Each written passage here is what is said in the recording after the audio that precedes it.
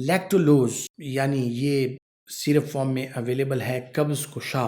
لیگزیٹو and پرگیٹو، جو کہ آپ کے پیٹ کو نرم رکھنے کے لیے ہے۔ تو بہت سے لوگ اس کے نام سے واقف ہوں گے، خصوصاً وہ افراد جو کرونک لیور ڈیزیز کا شکار ہیں یا ان کے گھر پہ ایسے مریض ہیں کہ جن کو کرونک لیور ڈیزیز ہوتی ہے، اور ڈاکٹرز جو ہیں ان کو مختلف قسم کے سیرپس جو کہ ڈوفالیک کے نام سے اویلیبل ہے، کولیک کے نام سے اویلیبل ہے،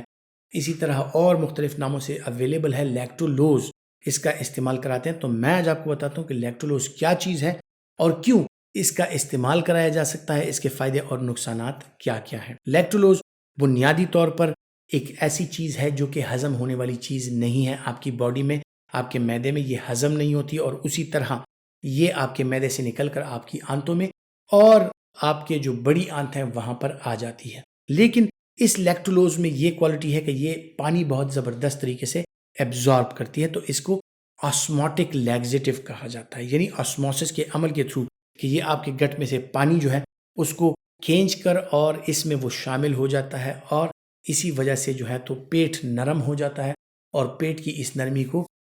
پرگیٹو ایفیکٹ کہا جاتا ہے، اور آپ کا پیشنٹ جو ہے اس کا قبض وہ ختم ہو جاتا ہے اور وہ ایزیلی اپنا سٹول پاس کر لیتا ہے۔ لیکٹولوز جس طرح میں نے ذکر کیا کہ آسموٹک لیگزیٹو ہے، تو اس کا استعمال وہ ایز اے جنرل پرپز لیگزیٹو نہیں کرانا چاہیے، کیونکہ آپ کو نارملی اگر آپ کو قبض کے مسائل ہیں تو آپ اور مختلف چیزوں کا سہارا لے سکتے ہیں کہ جن میں اور قبض کشا جو دوائیاں ہوتی ہیں، جن میں بیساکوڈل وغیرہ اور اس طرح کی اور چیزیں شامل ہوتی ہیں، یا پھر جو پرون بیری ایکسٹریکٹس ہوتی ہیں، یا اور اس طرح کے ایکسٹریکٹس، نیچرل ایکسٹریکٹس ہوتی ہیں، کیسٹر آئل وغیرہ، اس کا اگر آپ استعمال کریں تو وہ بہرحال بہتر رہتا ہے، کیونکہ جو لیکٹولوز ہے وہ جنرل پرپز لیگزیٹو نہیں ہے کہ آپ عام قبض کے لیے یا ہر قبض کے لیے یا لمبے عرصے تک اس کا استعمال جاری رکھیں، کیونکہ یہ گٹ کو پھر ایریٹیٹ کرتا ہے اور آپ کو اور مسائل کے جن میں پیٹ کا درد ہونا، پیٹ کا مروڑ ہونا اور یہ ٹائپ کی چیزیں آپ کو سٹارٹ ہو جاتی ہیں۔ پھر کرونک لیور ڈیزیز کا میں نے ذکر کیا کہ کرونک لیور ڈیزیز کے جو پیشنٹس ہوتے ہیں ان میں اگر قبض آ جائے، ان کا جگر کمزور ہوتا ہے،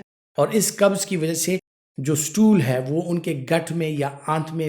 بہت دیر تک پڑا رہتا ہے، اور گٹ بیکٹیریا اس پر عمل کرتے ہیں، اور اس کی وجہ سے امونیا کی پروڈکشن زیادہ ہوتی ہے۔ یہی امونیا ان کے بلڈ میں شامل ہو کر برین میں جاتا ہے، اور ان کا برین جو ہے، بلڈ برین بیریئر جو ہے، یہ امونیا کراس کر کے آپ کے برین میں امونیا کی مقدار بڑھ جاتی ہے، اور ایسے لوگوں میں غنودگی کا وہ شکار ہو جاتے ہیں۔ تو جن لوگوں میں جگر کے دائمی مسائل ہیں، کرونک لیور ڈیزیز کا شکار ہیں، ہیپاٹائٹس بی اور سی کی وجہ سے یا مختلف اور وجوہات کی بنا پر، ان کو اکثر اوقات یہ دوائیں دی جاتی ہیں تاکہ ان کا پیٹ نرم رہے اور ان میں امونیا کی پروڈکشن نہ ہو، تو وہ الرٹ رہیں،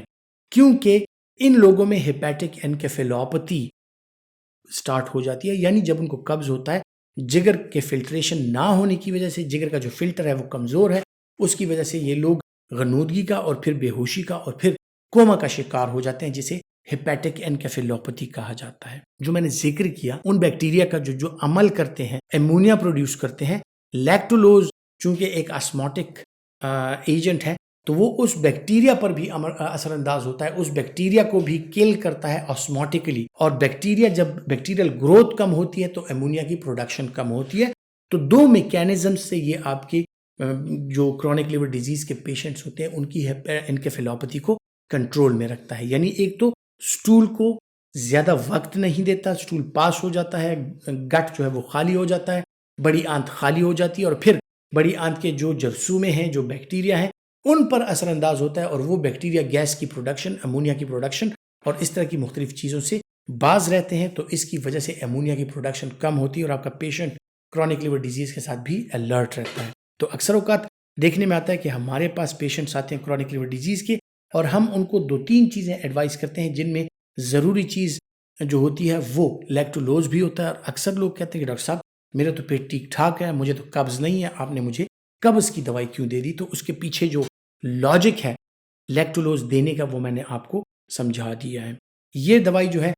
کچھ عرصے تک جنرلی بھی کسی بھی قسم کی قبض میں آپ استعمال کر سکتے ہیں، لیکن لمبے عرصے تک اس کا استعمال صرف کرونک لیور ڈیزیز کے پیشنٹس کو کرنا چاہیے۔ پریگننسی میں ایک سیف دوائی ہے، پریگننٹ فیمیلز کو بھی قبض کے لیے ہم یہ دے سکتے ہیں، اس کے علاوہ بچوں میں بھی اس کا استعمال کرایا جا سکتا ہے۔ اپنا بہت سا خیال رکھیے گا، اللہ حافظ۔